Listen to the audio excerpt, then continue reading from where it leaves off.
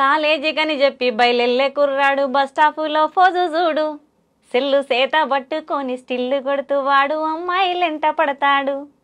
మార్నిసు సినిమాకు రమ్మంటూ వాడు సెల్లులో మెసేజులే పంపుతాడు. అయ్యో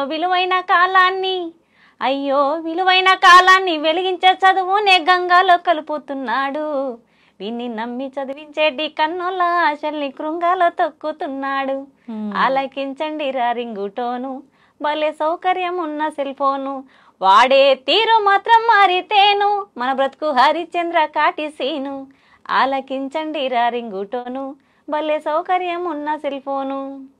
బైకు మీద వెళ్తాడు భలే జోరుగా ఒకడు, రోడ్డు మీద స్పీడు చూడు.